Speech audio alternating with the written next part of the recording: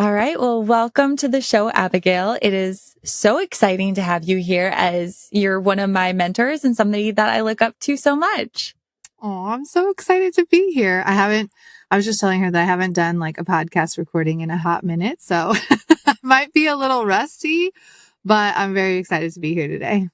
This is the second one I've done today. And the last girl and I were just chatting about how we kind of have to we have to ignore that it's recording and just have a fun conversation Yeah, and just let it absolutely. flow. So good.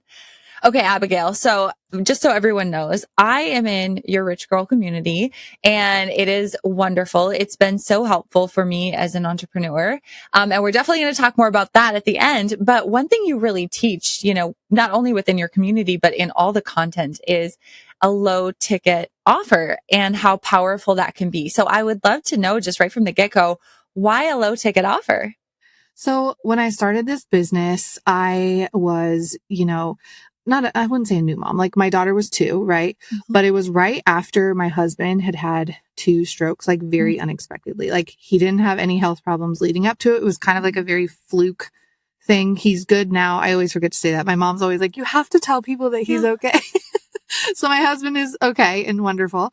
But I had this like deep desire to build something that wouldn't take so much of my time and that could fluctuate based on like my energy levels as a mom. Cause if you're a parent, like some days you're like, amazing. I got the best sleep of my life. My child is having the best day. And then the next day, like nobody sleeps.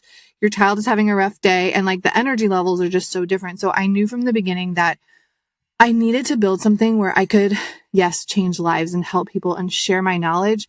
But I knew that like high ticket coaching or that like really intense hours of coaching wasn't going to work for me and our family. And so I'd seen like low ticket digital products out there. I actually worked for someone who sold Lightroom presets, which are a form of a digital product, right? And it was low ticket. And I was kind of obsessed with this idea of like, they buy it and then your work is essentially done after they buy it. And so I kind of dove into that and it's like haven't stopped since. Oh my gosh. What an amazing. I think it's so important that we really identify what's going to work for us and for our family. Otherwise, we build a business that we don't like and we build a business that burns us out faster than we can even get through our first year with. Yep. So I love that you did that. And okay, so where are you at now since your daughter was 2 and you've been at this for a few years now? Like, what does it look like for you? Yeah. So my daughter's 5 now, which is crazy. We have 1 on the way. I'm 800 months pregnant right now. And I actually I'm still doing low ticket digital products, but I actually switched to a little bit more reoccurring, with low ticket digital products. So my main offer is now a community because for the first few years, I think it was like the first 2 years, I didn't have anything reoccurring. It was all one-off offers. And it really helped me to see what people needed, what they wanted, what they needed the most help with. And so I don't regret those at all. And I love them. And I still think like one-off offers are incredible. But then I came to a point where it was like, I want to help people more. Like I want to be a little bit more involved, but I still like, I don't have the capacity for like masterminds or things like that right now in this season of life. And so I chose to do a reoccurring community now, which it's still a low ticket digital product. It's still something that it will always be under $100 but it's reoccurring. So like I'm in the community, right? Like I'm still active in there, but it's not necessarily like, it's not high ticket coaching, not necessarily. It's not high ticket coaching. But it still allows me to interact with people a little bit more. Like we have weekly calls, once a week, which I love. I give them prompts. I'm active inside of the community. So it still allows me to have a low ticket offer without like over committing myself to things, but it also allows for reoccurring revenue, which has been amazing and something that I've really wanted to build before we have another baby. And oh my gosh, I feel like I'm so out of breath right now. This baby's like sitting right where my lungs are. And I like feel You're like like I'm at that stage. I mean, when are you due? You're due in January. Yeah. So you're definitely there. And with the second one, do you feel like you got bigger faster? Everybody says that you do. So much bigger. And I was a little bit heavier when I got pregnant with this second baby. Whereas with my daughter, I was like the skinniest I've ever been in my life, right before. And very malnourished. Like I was vegetarian. I wasn't getting enough nutrients. So now I'm very nourished and, yes, much bigger, but sorry if I sound out of breath, you guys. I am, many, many months pregnant right now. I love it. But yeah, I wanted to be more involved, but not necessarily like, I don't know that high ticket or mastermind coaching will ever be something I have capacity for. Maybe, I'm not sure. Before all this too, before this pregnancy, I should say, I had a lot of health issues with mold and, I was basically detoxing for 2 years and my energy levels were just like wildly low. And so again, like the low ticket thing allowed me to serve people and change people's lives and do what I'm like wildly passionate about without having to be super, like putting in 8 hours of work every day. Like I love what I do, but I'm building my business so that I can have more time to live life and heal and take care of myself and those types of things. And even with a reoccurring offer, I found that like it's really helped my nervous system a lot, not starting every month at zero. Because I really leaned into like affiliate things too at the beginning with like 2 companies that I still use to this day. Mm-hmm. And so I had some reoccurring revenue, but nothing close to what it is now with the community. So I'm just so glad I had that like hindsight to start that before I had a second baby, because now hopefully going into, having another baby, I'll have really good reoccurring revenue. So Yeah. Yeah. Okay. So I love that you have a membership. I think that, and I want to get into like how the podcast fits into your business because you have a great podcast as well. But what I would love to know is when did you start your membership, within your business? Because I do feel like an entrepreneur who has a podcast, starting a membership can be a really great option for them. So I'd love to kind of hear at what point you're like, okay, it's go time. I want to do this now. Yeah. So I actually started it about 2 years in. Okay. Because in the beginning, number one, I wasn't sure I had the capacity for something reoccurring. I was like really nervous to start something and be like, oh my gosh, what if something happens? And I think that kind of was intertwined with all the health issues I was having. So I didn't start it until I was like completely detoxed from the mold and all those issues. And I'm so glad that I waited. I also really wanted to build something that I knew my audience wanted.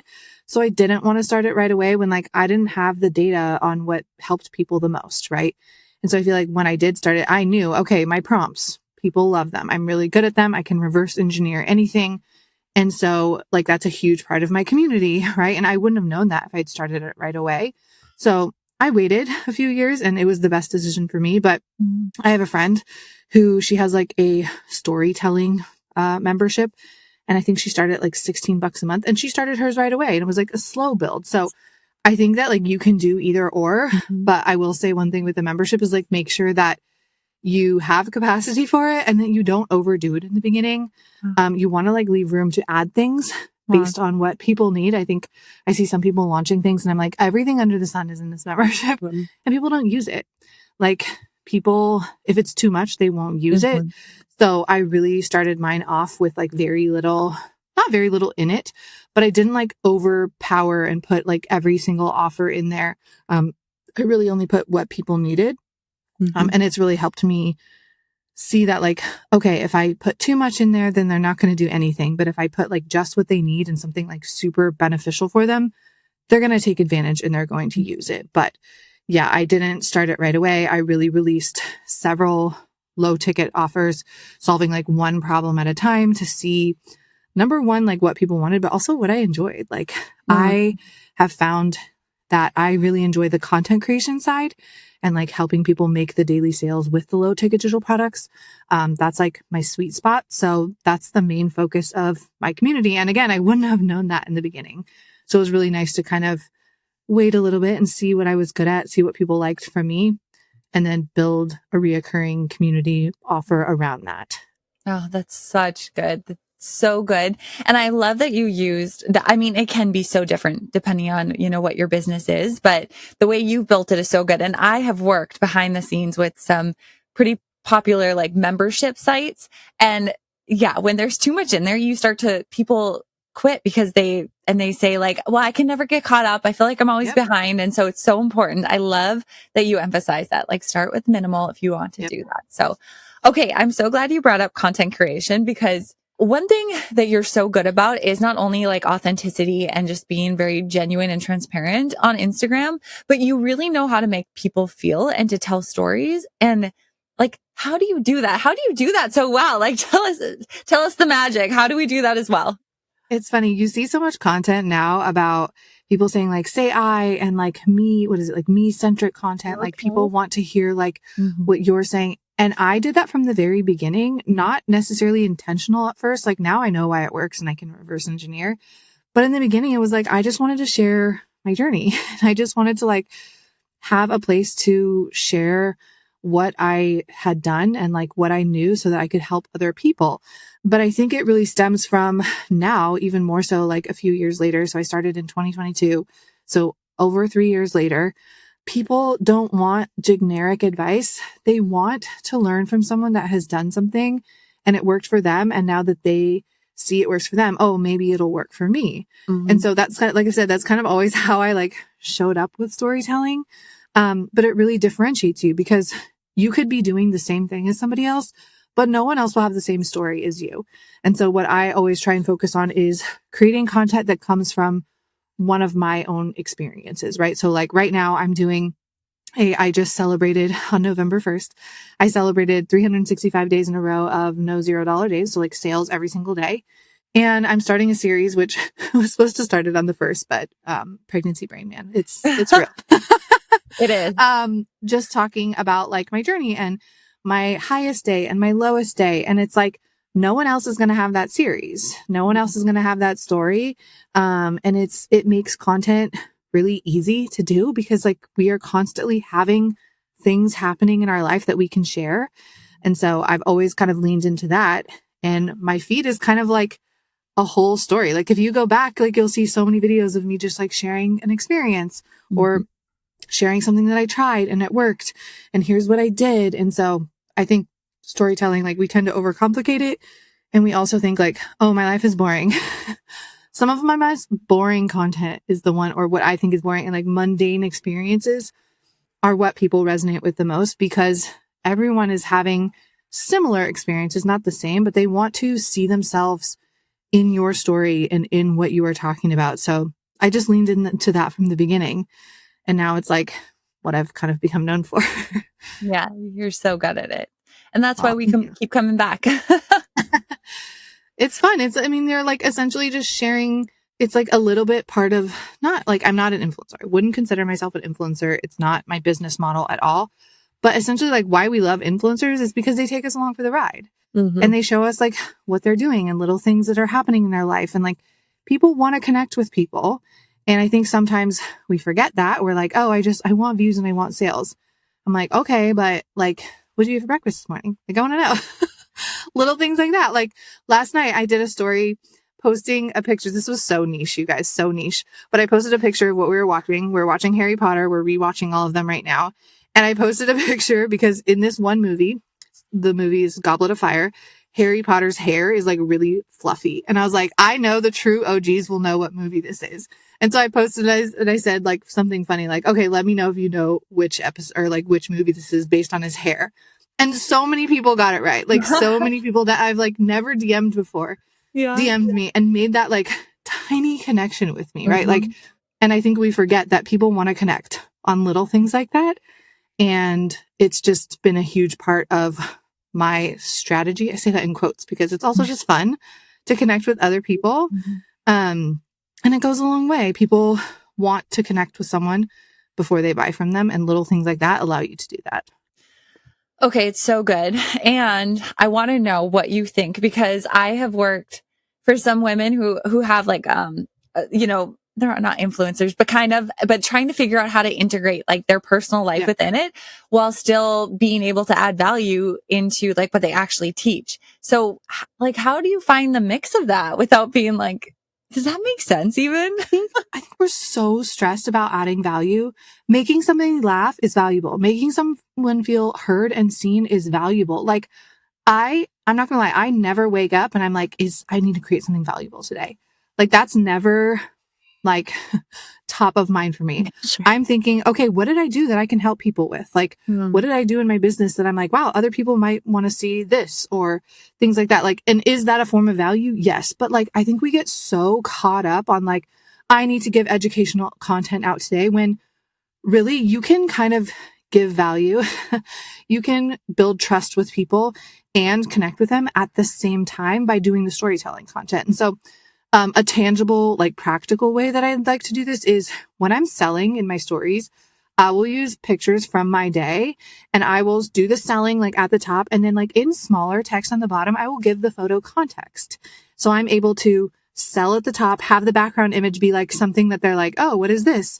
And then at the bottom, just like add a little line of context. It's like one of my favorite ways to do both at the same time, because again, like people want to connect with you. They want to know that like they have similar interests that you do or wildly different interests than you do, but it's intriguing to them. Right. And so that's kind of like a tangible way I like to do both. But I also really think about like entertainment too. And like, how can I make someone laugh? I would much rather be known for like fun content that makes people laugh than like another reel on here, this trending audio, and this is going to make you go viral. Like that's never been my focus. And I've had no problem growing, no problem building a business. Like I feel like with those types of videos, oftentimes people just save them and never use them. Whereas like if I can make a lasting impression, like by being goofy and making somebody laugh because of something I did in my video or something that like connected to the reel, they'll remember that longer than, oh, here's something like, here's one piece of the puzzle. Like trending audio is one piece of the puzzle for a reel. And sometimes I feel like guilty, like giving them this audio, but giving them nothing else. Like, what's this going to do for you? Like, how are they going to use it? So I tend to lean more into like making a connection that they'll remember rather than just like giving endless, I don't want to say not giving value because I still think I'm giving value. I know I am, but rather than just focusing on like educational or use this trending audio, and nothing against people who do that. It works for growth for sure. But for me, it's just never been like a huge focus for me. Yeah. No, I totally get all that you're saying and I love it. I'm definitely going to take a few pieces of that. Thank you. Okay. So when did you start your podcast? When did I start my podcast? So I started it. Oh my gosh, when did I start it? Definitely last year. I think it was the beginning of 2024 that I started it. I want to say I launched it in April of 2024. And yeah, it was a whirlwind. It was a lot of fun. I mean, it still is. I'm on like full transparency. I'm on a little break. When I got pregnant, I have very sickly pregnancies for usually like the first 5 or 6 months. And I legit had like an actual aversion to recording podcasts, videos, like anything. So I have lots of repurposed content. And we did like repeat episodes. And I finally told my podcast editor, I was like, I need a break. Like I'm going to end up hating this podcast if I don't take a breather. So I am on a break right now and it'll come back for season 2. I'm going to do seasons now, which I'm really excited about in the new year. But yeah, I started it. I think it was like April 30th, 2024. And it was the 30th of a month. Isn't that funny how your brain retains that? Right? So random. Amazing. And so why did you start a podcast? Like, what does that mean for your business and for you? Yeah, I think I really wanted something a little bit more long form that I could dive more into things. Sometimes it's hard for me to be short winded when it comes to content. And I just feel like I was like, okay, I've nailed down Instagram and I know how to do this content. What else can I add that is something sustainable as well? Since I am a mom and I don't want to build a business that like takes me away all the time. And so I tried YouTube and it was just way too much. Like video content that's long form is not my strength. And I was like, I don't want to be learning something newer that just takes me so long. Like it would take me hours to film one video. And I didn't love it. So then I was like, okay, what's the next best thing? A podcast. And I really just wanted to like use the first, I say season 1. I think there's like 70 episodes. It was a long season, I guess. But those first episodes to kind of see what type of podcast I wanted it to be. And I kind of just had fun with it. I wasn't super focused on, sponsorships or anything like that. I really just wanted to see what I enjoyed. And I wanted to be able to like bring in experts that I know my audience would love that are now like my friends. So many people on the podcast are literally like good friends in the industry. And I wanted to be able to bring them in and like ask them the questions that I know my audience would love. And so, yeah, I would say I didn't have like a huge business goal attached to it. I just wanted to do a little bit more, and it was really fun, and it did really well, and it will do really well when I bring back season 2. Yeah. But yeah, I think for me, I wanted something more longer form that I could like dive into topics a little bit more. Like when something like trial reels comes out, I was like, I don't want to sit down and write like this like PDF that's 100 pages with all this information. Like I want to just talk about it. And so being able to like, okay, next week, let's push this episode, and trial reels are super hot right now. Let me get somebody on who's having crazy success with them. And then let's do a Q&A for the next episode. Like I wanted to be able to have like relevant conversations with what's going on with social media, because social media changes so often. So like a PDF guide becomes irrelevant a week later, whereas like there's so much nuance in a conversation about something. And so I think for me, that was another thing too, is like, there's so many times where I'm like, oh my God, I want to sit down and talk about this, but I can't put it into a 2-minute reel. It was essentially a way for me to like have a bunch of freebies to build trust and talk about things in a sustainable way. So that was a long-winded answer. No, I love it. So what do you have in store for season 2? Are you making any changes or? Yes, I am. So season 2 will be themed, which I'm really excited about. I think it'll be really fun. I'll be interviewing people that are making daily digital product sales and that use a Stan store. So I'm really excited about that. And very different niches, very just the ones that you're like, wait, what? This is making money? Like, that's amazing. So I'm very excited for that. I got a lot of feedback that the student episodes were some of the favorites. I think people love to hear from people that have found success in something that they want to do.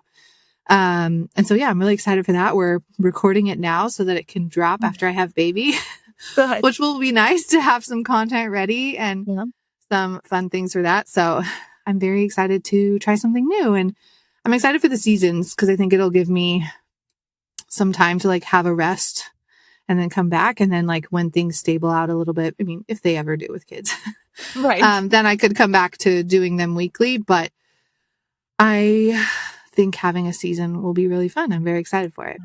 Well, I'm excited to hear that too. And that's very exciting. I love how niche it is. So we're here for it. We'll share it when it comes out. Okay. So you talk about making daily sales, which is so amazing. If you had to boil it down to like one tip for somebody who's like, that is my goal for 2026. Like I want to really start focusing on making daily sales. What's one tip? I know it's probably really hard. Every day. People, it's so simple. It's like, yes, you have to learn how to sell. And yes, you have to learn like what triggers people. And I mean, trigger in a good way, like what triggers people's brains to be like, wow, I need this right now. But honestly, like talk about your offer every single day. I think we are like, oh, I talked about my offer on Tuesday. Whew, okay. Why are not people buying? And I'm like, because you only talked about your offer on Tuesday. Like it has to be a daily thing. And I think sometimes that scares people, but like literally a story with a testimonial screenshot and some context and then linking to the product that they have, like that is selling your offer every single day, little things like that. And so people need to be reminded of what it is you have to offer. Like we post something and we think the whole world has seen it and we think we're bothering people when really like a very small percentage of your audience saw it. And that doesn't mean that they digested it or that they read it, right? We're like squirrels on social media. So my biggest tip is literally sell your offer every single day, have a call to action, have a link, like trade off between those. I think it's much simpler than we think. And we are afraid to be repetitive, but people need the repetition. Like last month, I talked about my Rich Girl community, like almost every single day. That was my focus. And my signups like were through the roof. Like they were way higher than usual because I talked about it every single day. So talk about your offer. People don't know it exists probably. So stories or reels, which one's better for selling? I think both work. I think it also depends on your offer. So I sell a reoccurring offer, which in my opinion takes a little bit more trust to sell because people are not just paying one-time fee. They're like signing up for something that they're going to continue paying for every single month. So for me personally, I sell a little bit more in my stories because that's where the more Sure. That's where people that know and trust me are a little bit more. But for one-off offers, I think it would be a tie between reel and stories. Like, I still think stories are amazing, but with one-off low ticket offers, like, you could sell to someone that's never met you before, right? It's a little bit different. So I think both work great, but again, it kind of just depends on the offer that you're selling. If you have something higher ticket, I would say stories. Like, stories are a much better place to sell because people who know you and trust you and want to watch your stories every day, like, they're more likely to buy something high ticket from you. Oh, so much value. Look at you. Look at you giving value. I'm not against giving value. I just I think it's know. like, it's not like the main, like, when I wake up, I'm not like, oh, how am I going to give value? My I brain know. just thinks like, what part of my story can I help someone see themselves in my story and Yeah. take that away and run with it, right? So, Yeah. I mean, I am giving value. It's just like, I think people wake up and they think like, how can I give value? And then it becomes like content that's like 3 ways to. Nobody wants that content anymore. They want to know what you're doing. So, like, 3 things I did too. Like, you can swap them so easily, but you're so funny. I just had to see you. Trust me, you give plenty. You are so giving and so generous and such a wonderful mentor to have. So, okay, so let's switch gears a little bit and we'll kind of wrap up here in a bit. But how has motherhood changed entrepreneurship for you? Oh man. I mean, I have been an entrepreneur since I can remember. I've always like, I don't remember the last time that I had a job and I didn't have a side hustle. Like, I always was like, oh, I want to do more. And like, they didn't make a ton of money, but it was just like a passion thing. And then when I became a mom, I feel like I got better at being an entrepreneur because my time is limited, but it made me so much more effective in what I do. Because when you're an entrepreneur and you don't have kids, like, if you're like, wow, this might take me 12 hours, it'll take you 12 hours. But if you're an entrepreneur and you have a baby that will not give you 12 hours of time to work, like, what baby does that except maybe through the night, maybe? You're like, okay, I've got 2 hours. So you're going to get way more done in 2 hours. So I honestly feel like being an entrepreneur and a mom has just made me more effective with my time.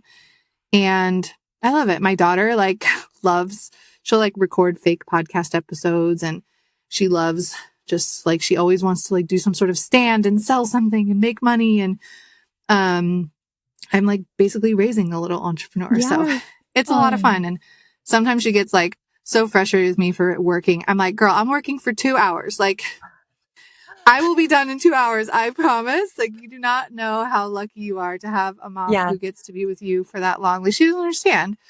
She doesn't understand the concept of someone going to work. My husband worked until she was like, I want to say almost 3.